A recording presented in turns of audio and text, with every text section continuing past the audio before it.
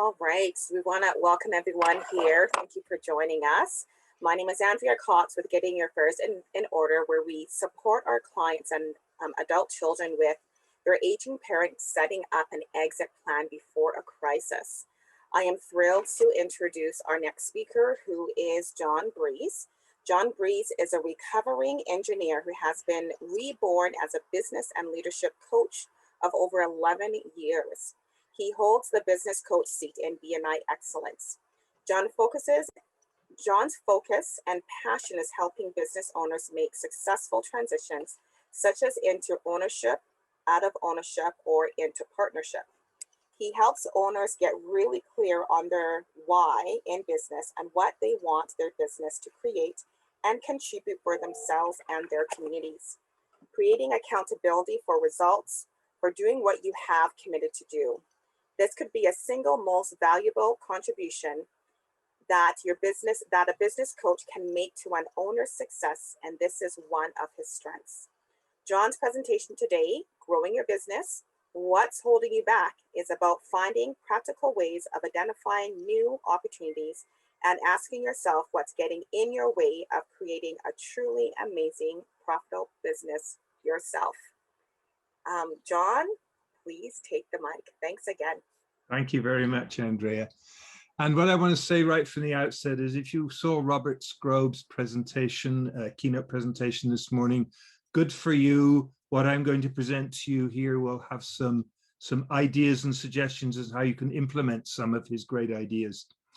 If you did not have the opportunity to see his presentation, then I urge you before the end of the day to go find out how you will be able to access the recording of his presentation. It was absolutely amazing and absolutely relevant to what I'm going to be talking about today. So before I became a business coach, I used to own and operate a UPS store franchise for something like 13 years, and it became consistently the #2 or #3 producing location in Canada. I realize now that I must have learned something about how growing a business by something like 400% over something like 10 years, even though I didn't really understand what I was doing at the time. So 10 years later, I'm beginning to discover how I can help business owners find new ways to look at their own businesses and grow them to new levels. So here we are. Next slide, please. Nowadays, I refer to this process as scaling, the process of making your business more effective, more productive, and, take a deep breath now, more profitable, since that's ultimately the only measure that really matters, right? So let's take a moment to tame an elephant in the room, namely the negative impact that the words profits and profitable can create. If you've ever been an employee, you've earned a wage or a salary that compensated you in relation to the work that you did and how well you did it for your employer. And you probably remember that even though your pay was, let's say, $500 a week or $25,000 a year, just to keep the numbers simple, might be a bit going back a bit far for some of us, that's not the amount that actually landed up in your bank account each week or month. You probably called it earnings, the actual amount that you got paid for all the stuff that's part of your participation in this reasonably civilized country of ours, such as pension plans, employment insurance, holidays and vacation pay, and health benefits if you received them. So for the kind of business that BNI members are engaged in, profits are extremely comparable to earnings and are equally honorable and equally important for our own well-being and for those who are involved in our business. Now, I haven't yet said anything about making our business bigger. Not that there's anything wrong with that. But as a business coach, I've seen so many business owners get seduced into believing that the key to greater success is to make the business bigger. When I ask what exactly does bigger mean, the usual answer is more revenue. And the unspoken companion to that is, well, more revenue at any cost. So that's why I prefer to use the word scaling, because it focuses on profitability, not just on growth for its own sake. So scaling our business to create more profit. What's that about? Well, if your business is one of those where you do all the work, then this session may help you find ways to create more profit without having to spend more time on your business that you can sustain. Next slide, please. This is what Robert Kiyosaki in his book Cash Flow Quadrant refers to as being self-employed excuse me, or owning a job. This is the book. This is the book. It's a great book for any business owner. Next slide, please. For the purposes of discussing wealth and sources of income, Jusqu'à divides people into 4 groups: employee, self-employed, business owner, or investor. Now, being self-employed means that you're an independent do-it-yourselfer or an independent professional or tradesperson. And just for the record, I consider tradespeople to be just as professional in their expertise and commitment to service and customer satisfaction as the more conventional so-called professions, if not more so. And I myself am one of these, and I suspect many, if not most of us here today, are in this category. Either way, we are respected experts, and many of us likely have difficulty delegating because each of us has that sneaky feeling that nobody else does it quite as well as I do. And I must do everything I can do to make my customers happy. And then there are probably a number of what Kiyosaki calls the true business owners here as well. These are business owners who employ other people to work in their business, and they have a very different priority and demands on their own time. Now, the world needs both types of business owners. BNI is a great supporter and an asset for both types. And my presentation today is about scaling your business to create more profit is aimed at both of them. Next slide, please. As a quick overview, the opportunities for scaling your business fall under one or more of the following broad categories. Get more clients for what you do so that you make more profit. Do more stuff for your existing clients so you make more profit. Do new stuff for these clients so you make more profit. Create more value for your clients so they pay you more than they used to so you make more profit. So that gives us some context for looking at effective ways to scale your business, whatever type of business it is, or whatever type of business owner you are. And whatever version of this works best for you, they all involve some kind of increase of capacity for you to be able to do more. If you're a do-it-yourselfer, you probably need to focus on categories 3 and 4 until you run out of spare time and energy. If you're a true business owner or decide to shift from do-it-yourself into that place, then it's easier for you to create from categories 1 and 2 as well. Oh, did I forget to mention the other elephant in the room? What about COVID? How can anyone plan to scale their business at a time like this? Well, let me introduce you to Chinese baseball. The game played almost exactly like American baseball with the same players, the same field, the same bats and the same balls. Next slide, please. This game was actually invented by a master manager himself named Ralph Gong Hoi Su. So I make no apologies for him calling it Chinese baseball, even though he was actually an American. Next slide, please. In Chinese baseball, the batter stands in the batter's box and the pitcher stands on the pitcher's mound. The pitcher winds up as usual and zips the ball down the alley. Next slide, please. The difference in the game is that after the ball leaves the pitcher's hand, and as long as the ball is still in the air, anyone can move any of the bases anywhere on the playing field. And there's a whole new concept of base stealing, n'est-ce pas? So the successful business owner who understands the game of Chinese baseball does not complain that people aren't following the rules or changing their minds. They do not expect that nature will hold the universe constant while they make plans and pursue their projections. Now, why have I told you this? It's because when you're actively scaling your business and looking for new opportunities for diversification and profitability, you are one of the people moving the bases. And remember that when you move the bases, you get to put them where you want to put them. Well, at least until somebody else moves them again when you're not looking. Now, I want to share with you some examples of scaling initiatives that were implemented by 3 BNI members in my region over the past 12 months that have significantly helped them to not just survive, but also thrive during the significant period of our lifetimes. So first, let me introduce you to Teresa. Teresa holds the printer's seat in one of our chapters here in Southern Alberta. And as you probably know, printing is a dying business and has been superseded by the web and by social media. Next slide, please. Unfortunately, just like the aerodynamic principle that the bee's wings are too small for it to be able to fly, but they forgot to tell the bee, it looks like nobody told Teresa. So she keeps on finding new ways to print more stuff and create new stuff for more clients. For example, she created new signage and materials for the post-COVID shutdowns and reopenings. She built strategic alliances with a health and safety consultant and with a sign company to expand her range of product offerings. She found ways to provide products and services to some of her own suppliers. Now there's an idea. Do your suppliers use your services when they need what you provide? And if they don't, or if you don't even know, what's holding you back from meeting with them to find out? Teresa's built a reputation for printing urgent requirements at short notice and getting them to her client on time. And she recently found a way to have a remote printer produce it locally and deliver it to where her client wanted it to be delivered. All of which her own client are delighted to pay her more for looking after that. And she's introduced new printing processes that allow for cost-effective production of small quantities and custom products that were not previously economical for small business. So in a year of serious turmoil and base stealing, here are some great examples of new products, new services, strategic alliances, and added value services for new and existing clients. What are the equivalent opportunities for your business and your clients, and what's holding you back from going after them? Next slide, please.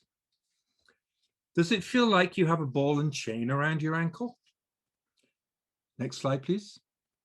Do you realize that all you need is a pair of scissors just to get rid of it? So next, I want to introduce you to Bob, the health and safety consultant that Teresa actually worked with in a strategic alliance last year. Rob used to be mainly service-based consultant who created training programs and policies and procedures and explained compliance with health and safety standards and regulations. Sounds incredibly exciting, Miss Pal. Well, you should see how excited Rob gets when he starts to talk about why his stuff is so important and how he can help you and your business stay out of serious trouble. By the way, does your business embody stuff that you're really good at? And are the majority of your customers people that you love working with?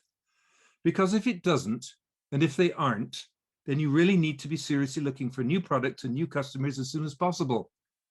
What's holding you back?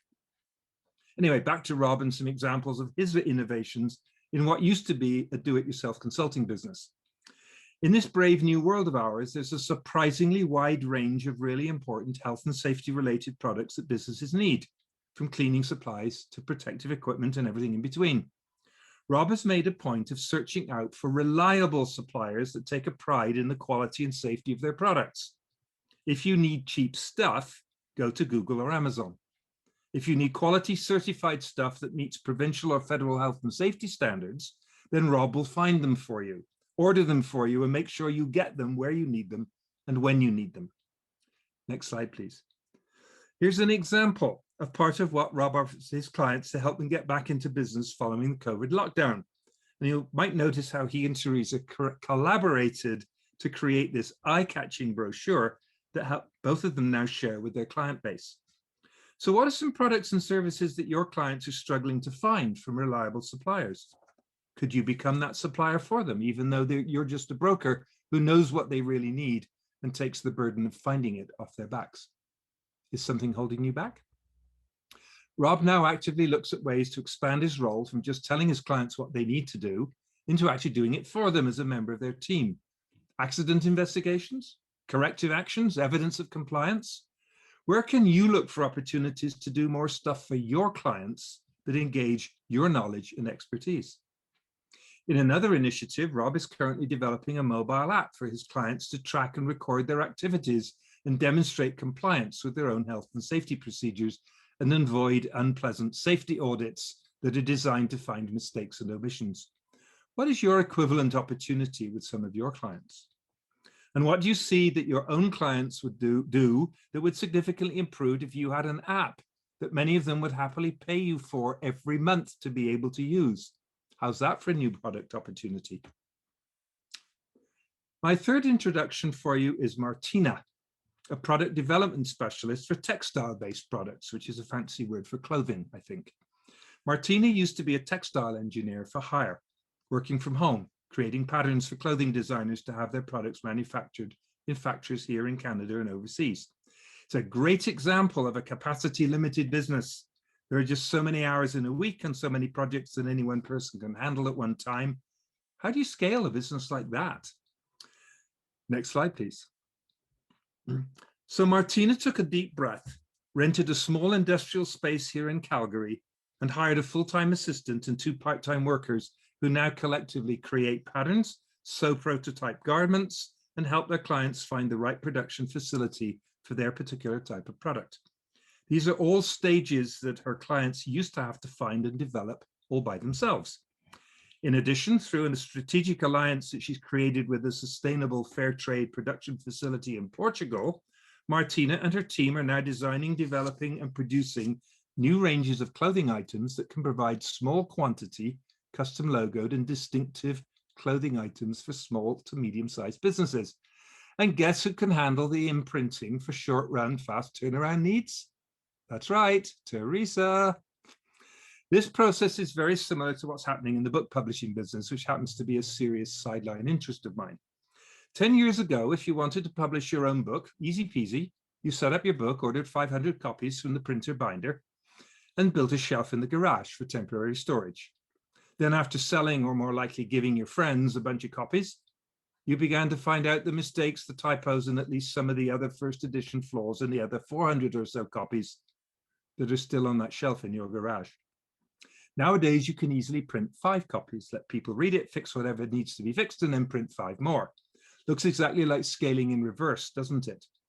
What's your opportunity to help your customers do new things on a smaller scale and help them expand their businesses and cut down on the wastage? And is anything holding you back from asking them? Martina also creates private brand label brands for some of her customers as an example of doing more valuable stuff for her clients, right? Next slide, please. Most recently, she launched her own product line called Loving Color 2021. What would an exciting new product line look like in your business, and what's holding you back from creating it and launching it? Martina's year-over-year business growth in the year of COVID, by the way, is already heading for 40% and shows every likelihood of continuing that way for the next year and beyond. A great example of shifting from being a do-it-yourselfer business to a true business ownership model. And now Martina has a new level of scalability and a new basis for growth. Next slide, please. So I hope these 3 examples of highly innovative and entrepreneurial BNI members will inspire you to look for new ways to scale your business to new levels of creativity and profitability, and help you clarify your business of your own vision of your own business and make it a growing and sustainable contributor to your own personal goals. In particular, I hope it'll give you the courage to ask yourself, what's holding me back from trying this out, and deal with the answers that show up. So you chose to come to this session on growing your business, what's holding you back. So for all you do-it-yourselfers here today, I challenge you to seriously investigate what you could do to scale your business into a true business ownership model. And how big is the gulp for you to make it real?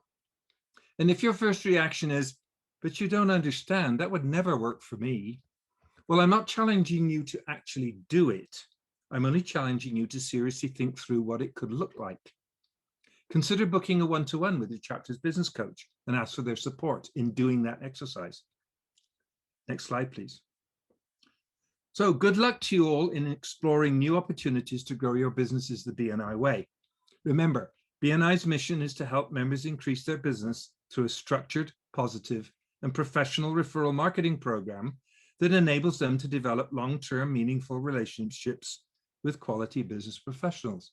I think you've all seen that before. Next slide, please. Now, meaningful relationships. Meaningful relationships include any and all of the relationships that you form that help make your business more effective, more productive, and more profitable. And what better place to develop these relationships in BNI? And that's just the start. Next slide, please. So now I think we have a little time for Q&A and discussion, and I'll hand over to my wonderful Zoom Jedi, Andrea Cox, to modify the conversation, and she will show you the next slide. Right, that was awesome. Thank you so much, John. Next slide, please. Oh, hold on. Yes, thank you. Amazing Zoom Jedi, Andrea Cox, for getting me into this, through this, and out the other end with a style still on my face. Okay, Q&A, and thank you, by the way, in case I forget, thank you all for being here. It's wonderful to see some familiar faces and some new faces. And it's been a great honor to have the opportunity to present at this amazing conference. Thank you. Thanks again, John. Thank you so much for sharing with us your expertise when it comes to this subject. So we're going to actually do some question and answer. So I'm going to open up my chat, which I thought was open. And for those who have a question, you can type it in the chat. And then, why can't I find my chat? Sorry, there we go. And then I will read the question and we'll have John answer. So who has the first question? This is where everybody goes shy and quiet. It is. Okay, what's holding you back? Hello, I have one. Yes, hello, Vahid. Well, I'm a newcomer into Canada. I have my own brand. I'm an entrepreneur. How can I start up my business here in Canada? What is your business, Starting Vahid? Calgary. I got a natural ancient soap. It's very unique and problem solving for all kinds of skin problems. Okay, and what's holding you back? Well, I don't know how to start. So what's the best way? Well, the first thing is to make is to find ways of giving samples of your soap to people so they can start using it. That's something I occasionally do a course on small business getting started, and I usually have a group of 6 or 8 people who come to a class at the at one of the further education centers here in Calgary. The big difference I notice is between the people who have a great idea for a business, maybe perhaps, and the people who are focused on finding customers for their great idea and letting them try what it is they have to offer. I would say the absolutely the most significant first step you can take is to find a way to get people to start using whatever it is that you offer, or you doing whatever it is that you provide the service for, so that they can first of all give you feedback on what they think of it. And secondly, they can talk to other people about what you've done for them and invite them to try the same thing with you. Hope that helps you, Vahid. Thanks, that was great. Oh, sorry, go ahead, Vahid. That was very insightful. Thank you. You know, John, I just want to piggyback on that because I love that idea that you get someone to try your product. Now, I guess my question is, are we kind of selective on that? Because I could see someone purposely wanting to get a free product, but they're probably not one who doesn't know many people. So should it be like, if we're going to give it to 10 people, do one that's in a community and ask them to help share, like say 4, like, should we split it up? I guess is my question, because we could give it to 10 different people and those same 10 people will probably keep it to themselves, right? So yeah, help us with that, please. I think this is where it's so helpful to get feedback from them. The deal is I will do whatever it is I'm trying to do for people, or I will give you a sample of whatever I'm trying to sell. But the deal is that you will give me feedback, create some accountability, which happens to be one of the BNI core values, of course, some accountability for being part of the process of helping whatever it is their product will do for them in exchange for whatever it is they will then help you with. It's a great example of giver's gain, if you think about it.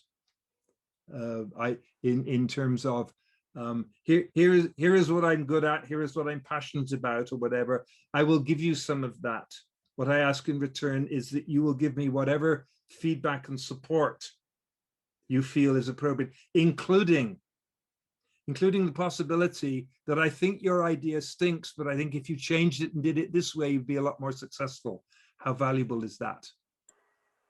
Right. And sometimes what holds us back is the possibility that people might not like what we do or the way that we do it. And the sooner we find that out, and we get that feedback of the invitation to change, the more likely we are to be successful that much sooner. Right, that's perfect. I love it. Set that expectation from the very beginning. That's awesome. Anybody else for the next question? Please go ahead and unmic yourself.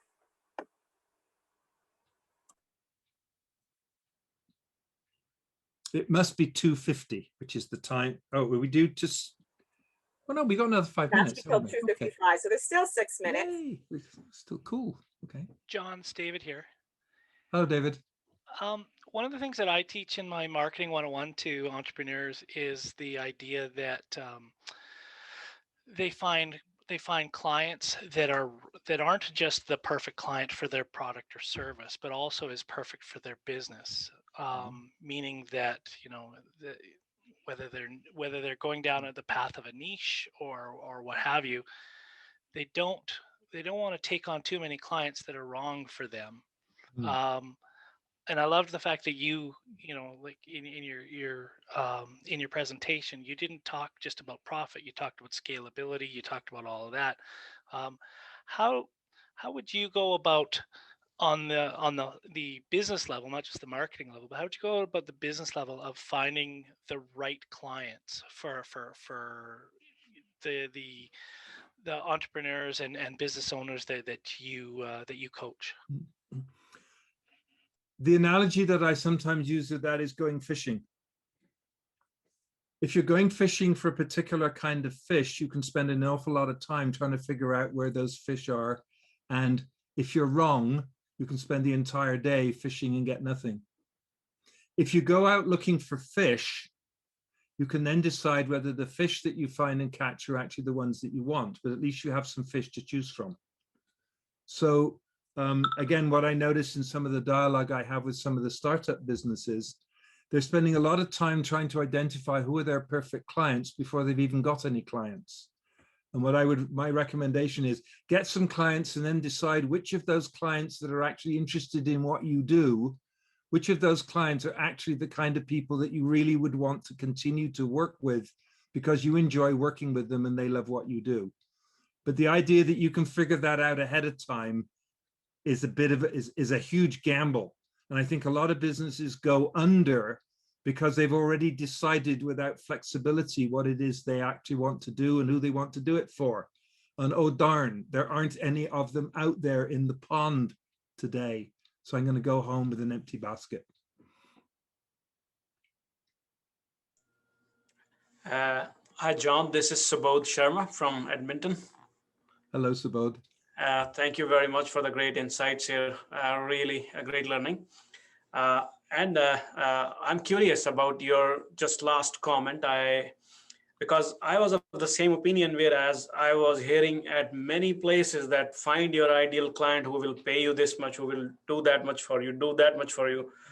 But in the best interest of my business, I decided that, okay, I'm gonna make a bigger net from the products as low as $100 a month to $2,500 a month, and then start looking and going really aggressively. So what it did for me is it brought up lots of different types of clients. Some stick with X, some stick with Y, some did not stick, and some really want best services because they saw that I have those services to offer for, and they are available at one place. They don't have to go anywhere else. So I'm thankful that I heard it from a business coach like you today, because I haven't heard this strategy very often, very openly. So thank you. That's what I wanted to say. I am now more confident. As, oh, great. As Cher said that in the before presentation, be confident. So I'm now naturally thinking, yes, that was the right strategy and it's working for me. But I want to go ahead, of course. Thank you, Subodh, for sharing that. It really makes me feel good that you have found that does indeed work, and it gives me confidence to continue to tell that story. Thank you. Thank you. Hello, John. Thank you so much for your kind words. Appreciate that example today. If you are wondering which Rob I might have been talking to, you can form your own conclusions. Hello. And I had a quick question with your analogy about sticking to your core competencies. At what point would you advise a business owner to look for fish in the river, in the pond, at the grocery store, or at the restaurant? Oh, that's an interesting question. That kind of defines a distinction to my mind between a consumer and a provider. And there was something I caught in Cher's presentation when I showed up a little bit earlier about that flow between your upstream connection, you in the middle, and your downstream connection. And if I had been perhaps come a bit earlier to her session, I might have learned a little bit more, but that's where I would invite you to focus your attention as to where are you in that three-stage stream and what makes most sense for you. Because if you're in a business that you don't enjoy doing, And if you're in a business where you actually don't really like having relationships with the people who want what you've got or what you're offering, your business will not survive particularly long. And I'm not so sure about your mental health either. The combination of doing what you really, really love to do for people that you really enjoy doing it for, I think are really, really centrally core to being able to found and run and develop and grow a successful business. Sage words. Thank you. Wow, John, that's amazing. Thank you, thank you, thank you, thank you. So we have come to the end. It's now 2:55, so we're going to be actually making our way back to the main stage. So you'll just actually press leave, and then you'll go back to the main stage just to close up for the afternoon. And for those who do want to get a hold of John, do you know what? I didn't copy and paste his information, but he is part of BNI. And he is part of the excellence chapter. So for those who are part of BNI, feel free to reach out to him through our website. Thanks again, everyone. Thank you, John, once Thanks again. for being here, and everybody. enjoy the rest of your afternoon, everyone. Bye for now.